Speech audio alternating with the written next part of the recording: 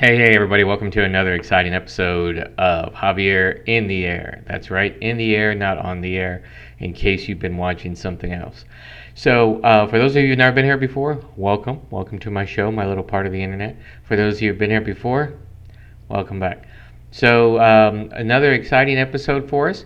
We still have our Trash in the Hood. We'll have a Zen Moment. Then we're going to talk a little bit about gardening, and then we're going to finish up with the special tasting that we had last night, and that was for Central and South American beers. That does not count. Mexico doesn't count because that is not Central nor South America. So there you have it, or at least not the rules we went by. So let's get right into it and look at our Trash in the Hood. Dark Frog Social Media presents Trash in the Hood, weeks 107 and 108. Hi, welcome to Trash in the Hood. So this is week 107, day 1. As you see, some of the normal stuff that we pick up on a Monday in this area. There's a giant nut, or bolt I should say. Food wrappers from over the weekend, a sock. I guess everybody loses one sock, and it's usually on the weekends. Trash and some tissue paper and paper receipts and a couple of bottles of medicine, it looks like. And then on top of that, there's the usual unfortunate number of cigarette butts. I think this was like 44, 45 cigarette butts. It's just incredible how many cigarette butts I have found over the past years. This is day 2, and more paper, food wrappers, and candy wrappers, and papers from school and stuff like that. Top right, you see are a pair of rose-tinted glasses, which I found interesting, and then the other circle-ish in yellow is a kind of fancy vape pen. So very interesting. I've been finding more and more over the past year vape pens just totally discarded, and they're usually chewed up because they get run over and stuff like that. And then, not too many cigarette butts, but still some. Now this has moved to week 108. This is our Java walk. Unfortunately, I don't have a lot of days this time because of the severe heat that's been out there. Even when it's early in the morning, it's been hot enough that I was concerned for myself and my co-walkers, and so decided that it was best not to go out in that severe heat. But anyway, you see here Coke can and some weird food wrappers again. Top middle, you see these 2 little blue bottles that are some sort of health supplement that we've been finding more and more over the past couple of weeks. I'm not sure who's drinking that, but there you go. A medium-sized liquor bottle, a Fireball, some cigarette butts, and straws and whatnot. It was a good day to get out early. It was hot yesterday, so we did what we could early in the morning. And there you go, our Trash in the Hood. Okay, so there you have it, our Trash in the Hood. So that was weeks 107 and 108. And again, I've had some people, first timers, ask me about why I'm doing this, and some original people that can't, our viewers, that can't believe I'm still doing this after 2 years. Which I am. So we're just picking up trash around the neighborhood. You too can do the same thing if you have any interest. I know it keeps me accountable to myself to be able to go out and get trash and walk at the same time. So I feel a nice little sense of joy going when I'm driving to and from my house, to and from work, and other errands that I go on, to see a road that's nice and clean. And then if I don't see it nice and clean, I know that's the area I got to walk next time. So if you're interested in doing that, just get out and do it. There's no rhyme or reason. There's no rules. This is the best way to go about doing it. Just do whatever works for you. Get out and walk, and maybe get out and pick up some trash. Okay, so now we're going to go to our Zen Moment. I'm not sure even myself what's gonna get on here, so we'll see what we get. So here's our Zen Moment.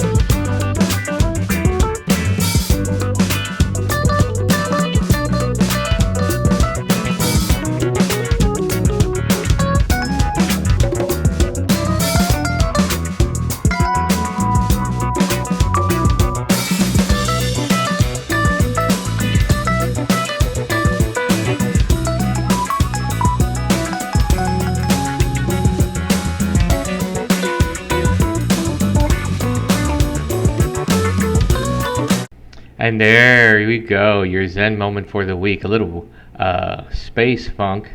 That was, by the way, the images were all AI generated. I just typed in a bunch of keywords and what I thought I would want to see, and it came up with that, which is close, but not exactly what I wanted, but it looked cool anyway, so I thought I would go ahead and stick with it. And then I added a little funk music in the background. There we go, space funk. So let me know what you think, if you thought it was cool or not. Hopefully it's cool, but that's just me. Um, we're going to go into our gardening now, talk a little bit about the gardening. So I don't have any new pictures as of yet. I need to water this evening, so I'll go out there and I'll take a look at things and hopefully take some photos as well so I can have it for next time. So the harvesting is almost complete. I have one watermelon left that I need to harvest, and I think I'm going to harvest it today because I haven't really seen any growth out of it, so I think it may be ready to go. And a couple of Thai chilies that I need to harvest as well. Yes, they are extremely hot, even after you remove the seeds, or at least I find them so. And then I did plant. I wanted to let some people know. Oh, actually, quick update. The cherry trees seem to be hanging on. I've been watering them a little bit extra. Hand watering, of course. I know we're in drought restriction, but everything I do is hand watering. Hand watering them. I need to. I was doing them every 2 days, and now I think I'm going to do it almost every day for the next couple of weeks due to the extreme heat. I'm not leaving the water on them. I'm just going over there and hand watering them and getting the water that way. So I think it's a more direct shot at it. Plus, I do it in the evening so that it's cooler, even though it's sometimes still in the 90s as of midnight on some nights. I'm trying my best to see. Trying to think of any other way I can do it, but other than doing saturation hose, which again is not really what I want to do. You can't really automatically sprinkler. I don't want to do that either. You can do it 1 day a week, but it's not worth it to me. It's rather easier to hand water, but there's no real way to capture water and have it there all the time because the severe heat just boils it off, and then you have no water there, and you're back to where you were in the first place. So, anyway, but they seem to be surviving. I looked this morning. The one in front, the leaves are curling a little, which means that it's a little too hot. So I'm going to go out there and water here in about 3 hours while it's a little bit cooler. For the other things, I went ahead and since I harvested everything and pulled up or almost everything, and pulled up all the vines and everything from what was going on, I decided to try to plant a couple more items. So I went with my fail-safe that I've done before.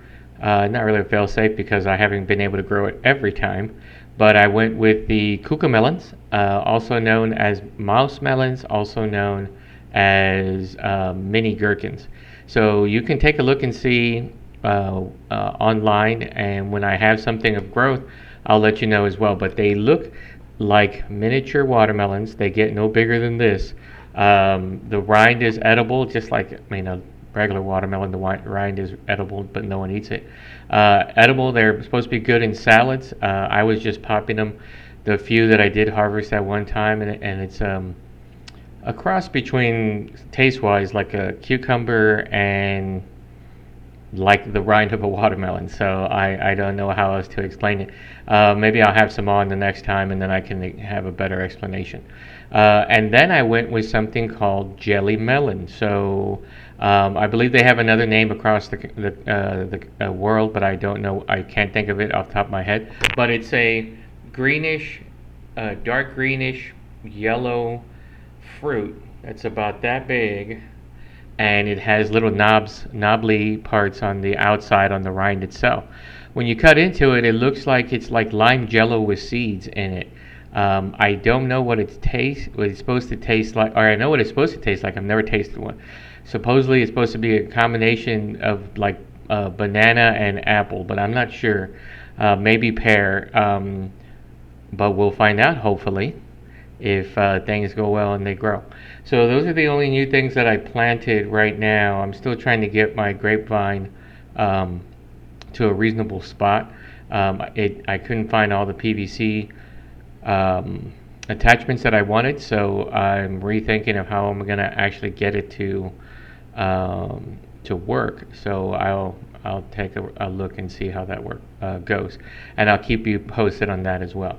But other than that, the sun, the extreme heat's been killing everything. All my grasses are burnt, even though they're getting water more than they used to because I do the gardening. It's still burnt. The extreme heat that's been here in not only in Texas, but I know in other parts as well, has been hitting the country. And it's just been ridiculous to try to keep anything really growing unless you're out there watering it every day or every other day, like I've been doing for the gardens and the trees, but not for the grass. So what I have noticed is that it's better off on the path that I take from the garden to the trees, and then in front it's also surviving more on the stuff. Oh, that's the other thing. Non-fruit related, non-vegetable related, I did plant some blue dahlias in the front. So we'll see how that goes. And my blueberry bush is still hanging in there, which is great. I haven't, it's not in a good spot yet where it will give me any fruit. I don't know if it'll give me any fruit this season because it's been shocked from the heat. I've been putting a lot of water on it as well. But it's just, I'm just happy that it's hanging on there. This is my fourth attempt to put something in that exact same spot, and all other attempts have died. So I'm glad that this is still out there. So I'll keep you apprised of that. So if you have any unusual or usual fruits or vegetables or trees that you're planting this season and you'd like to tell me how you're doing it, maybe show me a little video clip, please do. I would love to have something on here and post on here of other people's adventures in gardening as well. We may check in with the Pavlovskis and see if they're growing anything this season. I don't remember if they planted anything mid-season or not, and if they did, we'll see how they're doing. So all right, so now that we've gotten through our gardening, we're going to go ahead and look at the Spirit Time Central and South American beer tasting that I did last night. There was a large number of us. It was incredible to have that great of a turnout. I think there was, I think at one point there was probably 20 people here. So that was awesome. Unfortunately, it really taxed and strained my AC, even though it was down to a 68, 67 degree setting on the thermostat. It just never really got any really cool. And I did have it checked out about 2 months ago, and it was blowing great, and it does great when it's just me. I just think that the severe heat that we've had and the continual heat throughout the evening, so it doesn't get very cool. So our AC units are just running continuously, and theoretically you can do that, but I don't think they're really meant to do that. So there has been some issue with that. So there was an issue last night, and luckily enough, there was a bunch of fans going as well. And so, but enough about that. Everybody had a good time. We enjoyed ourselves. We did have a winner, so I'm gonna go ahead and go to that, and we'll take a look, and then when I come back, we'll wrap it up. So here is our Central and South American beer tasting. Dark Frog Social Media presents Spirit Time. This week, Central and South America beer tasting. Okay, I was getting everything ready and wanted to toot my own horn here. So this was part of the strawberry shortcake biscuits that I made, where I made some shortbread biscuit, and to the right is a mascarpone with a little bit of sugar. To the left is fresh peaches and cherries mixed in with a little lime juice and just a little bit of turbinado as well. So this was the first contestant on list. This was Palma, which we found out, even though it said something at Total Wine, it was eliminated from the competition due to the fact that it is originally from Cuba, and Cuba is not part of Central and South America. Maybe in the area, maybe part of the region, but it is not. Our rules were very distinct as we were where it was from. Second runner was Toña. and this was from Nicaragua, I believe. And so this was light. It wasn't too bad. Some people said it had a skunk smell to it. I didn't find so, but it wasn't bad. It was very, very light. Most of these beers were very light too, as we go along. Here's some people enjoying themselves at the party, giving out some gang sign. It looks like, and then also someone laughing at their gang signs. So a lot of fun was being had at the party. If you feel like you want to be part of the next tasting, just feel free to reach out to me, either here on my YouTube channel or any way you know how to get a hold of me. So then we see some more people here. Somebody checking their phone. There's the Takashitas there on the left-hand side. They've been partaking in the show for many years now, and they were enjoying themselves. As you see, there's my new tinted windows behind that I did, so poorly tinted windows that were helping to try to keep the heat out. Unfortunately, it didn't really do much with the amount of people that we had there. Here's a couple of more people enjoying themselves. Again, hopefully they weren't too hot. I know they were, which is unfortunate, but they're enjoying themselves. This is still early on in the night, so we didn't get too crazy yet out there. And so they were partaking in the Tonya, I believe it. No, we were actually on to our third one, which was Presidente, and I believe that one was also from Nicaragua. So, and here is another patron on the right, and then or taste tester, I should say, a friend of mine. And to my left, there's some family there, also friends. My cousin Ursula in the middle, and then the one and only Theo Olga on the left-hand side. They were enjoying some of the food that we had at the tasting last night, which was incredible amount of food and incredible food. And then there's another shot, some more family there. There's my aunt on the right. Brother Rob, he's been on the show many times. Sister Norma there, and then on the left is Sister Norma's husband, Justin, who actually was his birthday last night, so happy belated birthday, Justin. So again, the rare occurrence scene of those three, but it was great to see them last night. And then since I was taking selfies, I was taking shots of everybody, I decided to do a selfie with myself on the right, and that is Corey on the left. And Corey was actually the winner of the night. I don't think I have any pictures of the beer he brought, but it was Monte Carlo, and it was a really good tasting beer. It turned out to be, like I said, the winner of the night. Runner-up, a good runner-up is this one here called Quilmes. I think it's called Quilmes. I'm sure I'm getting that wrong. That was brought to us by Vodka and Memo, and it was really good as well. Wasn't the winner, but it was definitely a high placing voted beer. So it turned out it was really nice. So from there, we have some more of this team. These were the partiers in the corner that seemed to be having their own little adventure over there. A lot of laughing and pointing and going on from there. So it was really good to see everybody enjoying themselves. What you don't see, which I cut out of most of the photos, are the fans that were running, trying to keep everybody cool, like I mentioned before. And there's one right to the right of that young lady there on the right-hand side. And here they are again. Obviously, they have been imbibing in something other than beer, which is why they're all smiles, because at this point we were just having little shots of beer, and it wasn't that much, or it wasn't enough to actually do any damage to anybody, quote unquote. But still, it was a great time had by all on that. And so I think they were drinking some Moscato or port or something. And then we have here the another great beer. Actually, it wasn't that great, but it wasn't that bad. This was Polar. This was out of, I think it was Argentina or Venezuela, one of those two. And it was decent. It was a Pilsner, but I think it was trying too hard to be a Pilsner, so it just didn't make the cut. So overall winner was Monte Carlo by our friend Corey. Way to go, Corey. All right, so there you have it. Fantastic beer tasting last night.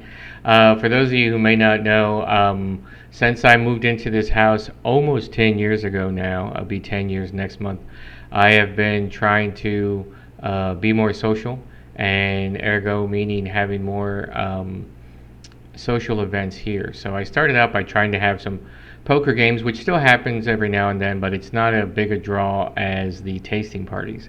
And so, and not only do we try to cover a different area, so to speak, per tasting. So it's going to be some type of beer, some type of wine, some type of alcohol, which can also mean cocktails. So on top of that, we have some great food. So I started doing this basically almost 10 years ago, where I started having people, and it's always a hit and miss. I mean, some things, like some people just absolutely refuse to even taste beer, which is their choice, and that's fine. And so they won't come to a tasting when it's beer. And then some people absolutely refuse to drink alcohol, even in the form of cocktail, because they don't like the way it makes them feel, or they don't like that particular thing. I myself absolutely hate vodka and will never drink vodka straight, and so I try to push it away from the tastings. But we've had it before, So I was outvoted, and I've been outvoted many times on these things, and so we had that. So over the years, we've had absolutely just about everything you can think of in the form of alcohol and spirits uh, at this house. And so, like I said, sometimes it's myself and my brother and two other people. And then sometimes, like last night, a fantastic turnout of like 20 people, which logistically is tough in my house. It's not that big. But we made it work last night, so that was fantastic. Like I said, unfortunately, the heat was a factor and was causing a lot of people discomfort, which I apologize for, but there was not much I could do at that point. So we voted again last night, and we voted 2 or 3 times to make sure that everybody got their say and it wasn't being forced by people. And we went from Texas wine, to the final vote that we decided to go with was Australian New Zealand area wines. So the great thing about that is Australia and New Zealand have a ton of wines that come out of that area and have been for many years. So it's going to be fantastic. Doesn't have to be red, doesn't have to be white, doesn't have to be rosé, just has to be a wine. So it will be very interesting to see what kind of mishmash we get, and then they also then come try to figure out how I'm going to do it red versus white, which are so distinctly different that I may have to do 2 categories. And then what happens if someone brings a rosé? Then I'm screwed. I don't know whether to put it in. I guess I would put it in the white, or would I put it in the red? I don't know. I'm not going to do 3 categories and have 3 winners. It's going to be at most 2. So we'll see how it goes when that blocks out next month. So it'll be very interesting to see, and it'll be interesting to see who shows up. So I know I have some wine connoisseurs in my list of friends and family that will come out of the woodwork, who vanished when it came to beer. So we'll see how that goes. All right, so we have that going on, and I talked about the gardening. If you would like to, I'm going to be getting out. We're going to be starting our pumpkin tasting for the year. I believe this is our 5th year doing pumpkin tasting. Brother Rob, of course, will make a reprisal of his role of Brother Rob in pumpkin tasting.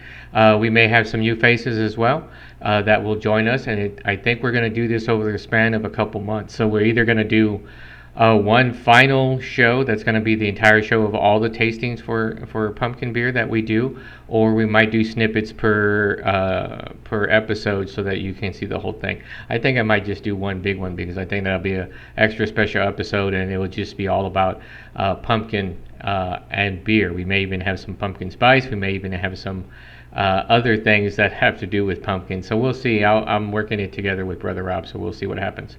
So we'll have that going on. If you're interested in being on the show, by all means, please reach out to me.